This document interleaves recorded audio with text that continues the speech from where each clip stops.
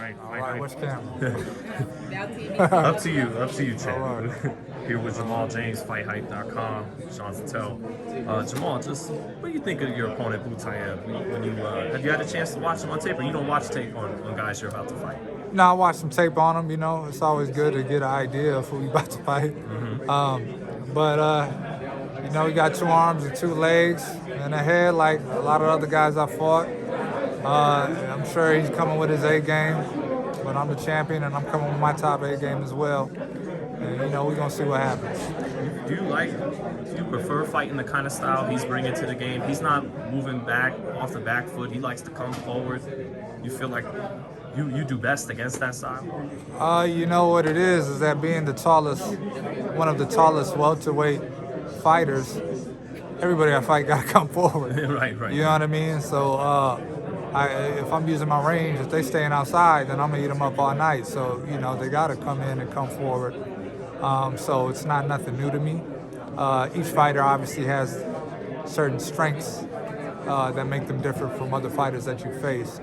So we'll see what, you know, he has to offer. But I'm not worried or surprised that that's how he fights. You know, that length is definitely there, obviously, but sometimes you like to mix it up. Is that because sometimes like you get bored of the boxing, or like that's your nature is to mix it up? Or I gotta prove to the world that skinny dudes can fight like that too. You know what I'm saying? We got heart and grit like that too. Don't sleep on the skinny cats out there.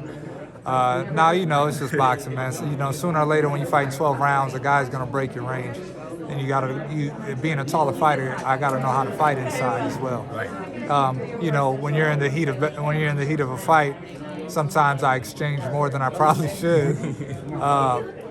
But you know, the main goal is to hit and not get hit. That's the art of boxing. So that's what I try to do as best as I can. You know, Jamal, when you were up there during the press conference, you said how, especially after the WBA's ruling that you would love to run it back with you guys, you didn't get a full camp for the first fight.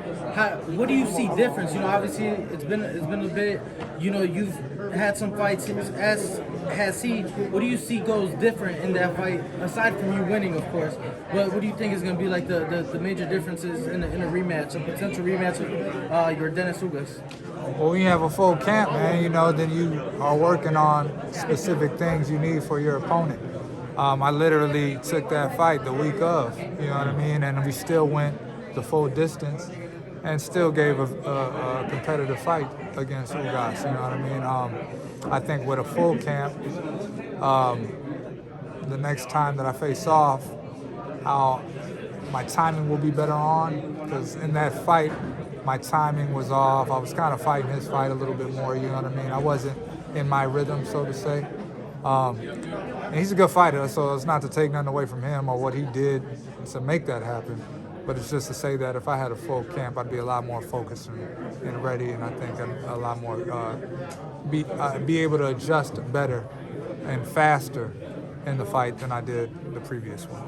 So James, the fighter that you're fighting now, you're both at the same weight, and right now your WBA belt is what you're defending right now. And so, what is the difference with Showtime that's going to put you at the top when you defend your title?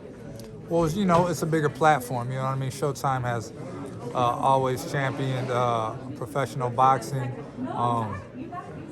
We're in Vegas. We're on the Strip. You know what I mean? People, I'm sure they get a bunch of people tuning into these fights. The press has been amazing, and you know, so it's just a whole different, bigger platform. So winning on a stage like this in impeccable fashion, I think, would take my name and push it up to that next level. Right, your fashion is mostly that you use both of your jabs to the end of the fight. You normally go to the end. Is there going to be a difference here, or the way your style is, or that is going to make you better than the guy that you're fighting?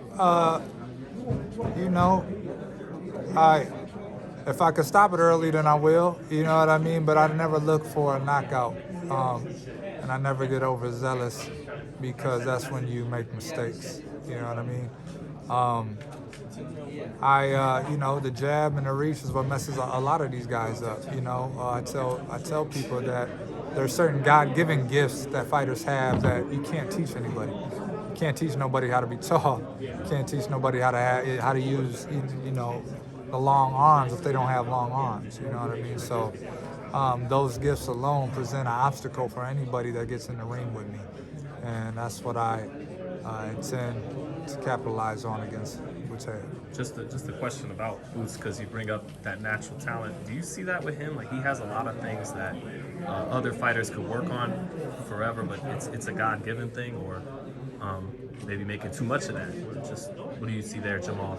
No, he definitely got, you know, he got some talent, man. New cat coming up, he got some talent. He's has some great victories in his fights. I think this next fight for him will be good, though. You know, Dulorme is no pushover. I fought Dulorme. He's no pushover.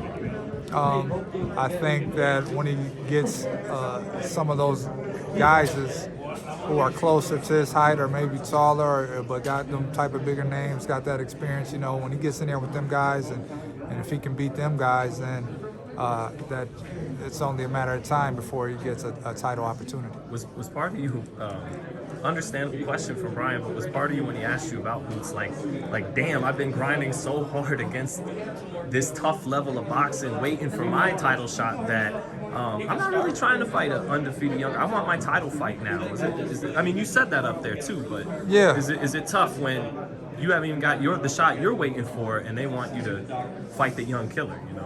Well, you know, that's just how it works, you know what I mean? So whether I had a belt or not, if your name is up there, if you fought these top dudes, and anybody under you is coming for you. You know what I mean? I mean, how many guys have caught out Earl Spence? How many guys have caught out these guys? You know what I mean? But I still feel like there are people over me.